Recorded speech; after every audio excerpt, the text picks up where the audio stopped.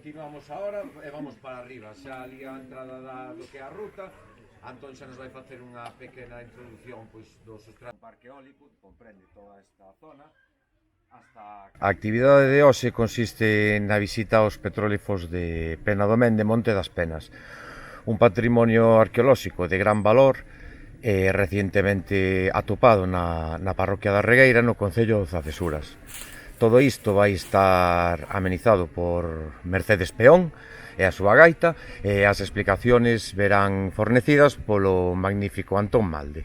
É precisamente que cultivar sí, pero que ten moitas dificultades. Son os primeiros que comezan. Os petróglifos de Oza teñen un interese por unha parte de darnos a coñecer un patrimonio que non se coñecía na comarca e por outra parte unha grande singularidade. Non só son motivos moi semellantes á arte rupestre de todo o noroeste, senón que teñen unha componente local moi grande. Por exemplo, as coviñas que nos están marcando espacios de delimitación, os espazos centrais que están claramente delimitados con formas especiais. Hai unha plasticidade de motivos absolutamente espectacular e temos un repertorio plástico que eu diría que vai desde o bronce até francamente idade do ferro.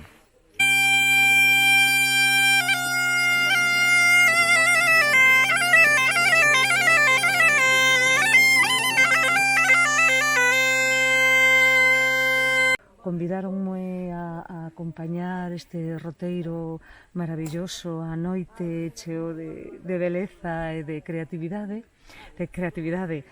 ancestral e das persoas, non, como interaccionaban cas penas, cas rochas, e o que trouxen foi un xeito de tocar que aprendín de gaiteiros coetáneos, moitos deles xa non están, como o señor José de Paradela, tocando con unha disitación sacada deste home increíble, dun punteiro que pertencía á súa familia dende había 5 xeracións atrás, que podría ser que as pedras resoen con algo que seguramente, como son tan antigas, que lles resoara no seu corpo de pedra, non? Pois algo tan increíble como que neste século XXI aínda estamos disfrutando desa idiosincrasia nosa.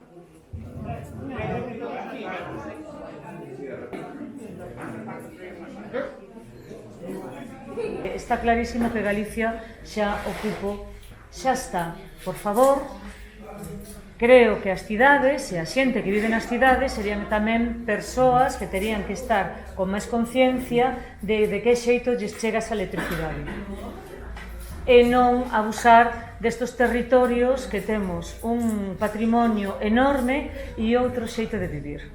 No tema eólico, eu quero facer énfase en que aquí vive xente, hai un tecido social, hai un tecido económico, que moitas veces quizá non sexa tan perceptible ese tecido como nunha cidade, pero aquí vivimos así, este é o noso xeito e queremos mantelo.